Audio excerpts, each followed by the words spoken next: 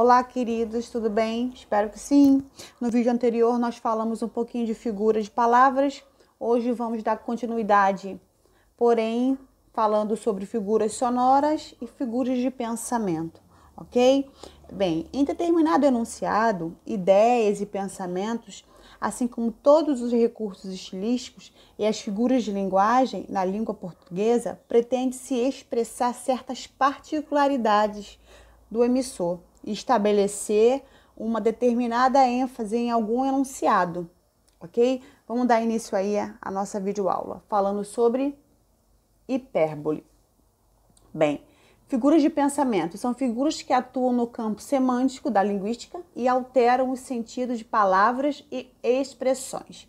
Eu tenho a hipérbole, que trata-se de uma expressão de exagero intencional que constitui um recurso estilístico capaz de aumentar expressividamente em um enunciado. Eu tenho um exemplo aí. Eu lhe avisei 1 bilhão de vezes. Esse bilhão não é algo contado, algo literal. É só uma forma de exagerar e mostrar que lhe avisei diversas vezes.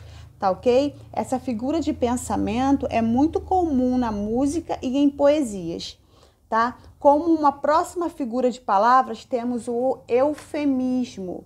Ocorre quando há intenção de atenuar-se um pensamento desagradável ou chocante e suavizar determinadas mensagens. Exemplo: os meninos faltaram com a verdade. Nesse exemplo, faltar com a verdade seria o sinônimo de mentir. Na intenção de suavizar essa ideia, substituiu-se, faltar com a verdade, ok? Então, aí os meninos estavam mentindo, Para suavizar, como característica da figura do pensamento, eufemismo, a gente colocou faltaram com a verdade, mas no sentido os meninos mentiram, tá? Sobre algum assunto. Outro exemplo aí de figuras de pensamento é a ironia, Apresenta um termo em sentido oposto àquilo que se afirma. O jantar estava uma delícia, sem tempero algum.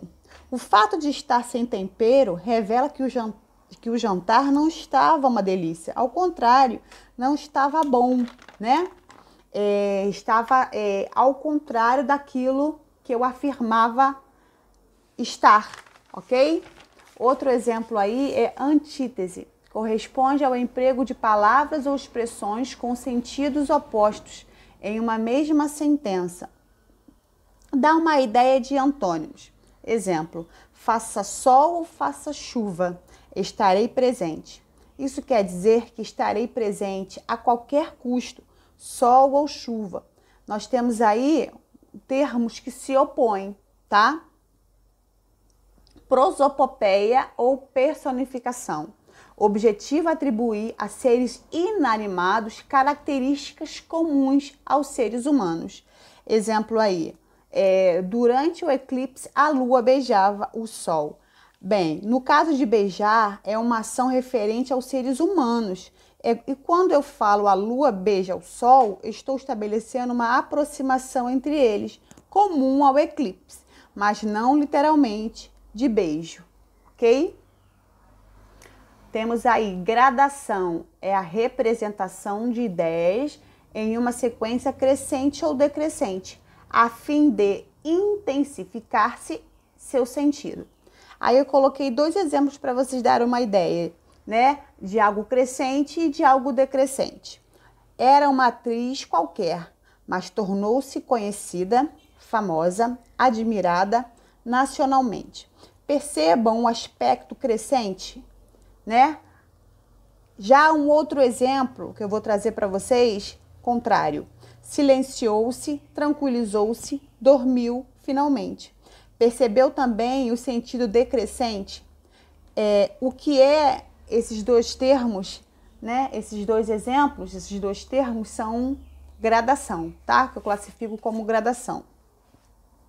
Eu tenho aí apóstrofe, corresponde à interpelação enfática de pessoa ou coisa personificada. É como se fosse um uma ideia de fazer um chamamento, né? Uma invocação. Por exemplo, ó céus, não poderia ser mais simples? Ó céus é como se fosse aí um vocativo. Então aí, amigo, estou lhe esperando. Também esse amigo aí é como se fosse um vocativo. Então, ó céus e amigos é a marcação dessa figura de pensamento que chama-se apóstrofe. Figuras sonoras. Eu tenho aí a onomatopeia e a aliteração. Bem, a onomatopeia é palavra especial que representa um som específico, vozes de animal, ruídos, barulhos da natureza. Eu trouxe para vocês o exemplo aí, né? O sino fez blém blém às 7 horas. Bem, blém blém é o som, né? É o som que o sino está fazendo às 7 horas. Tocaram a campainha, ding dong. Essa figura sonora é muito fácil de identificar, gente. Não tem nem muito a falar sobre ela. A aliteração, repetição, né, de fonemas consonantais, com a intenção de criar efeitos sensoriais.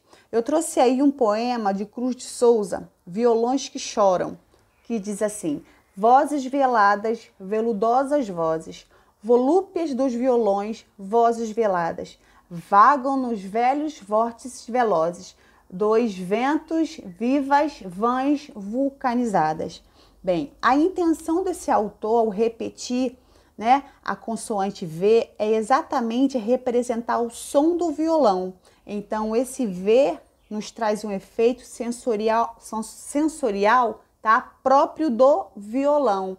Então, a intenção é essa mesmo, tá? É marcar essa consoante para te remeter ao som do violão, ok? Bem, esse é o nosso segundo vídeo. Vou estar deixando exercício sobre essa aula, que é muito tranquilinha, muito fácil. E vou colocar o terceiro vídeo e assim fecharmos essas figuras de linguagem, ok? Um forte abraço.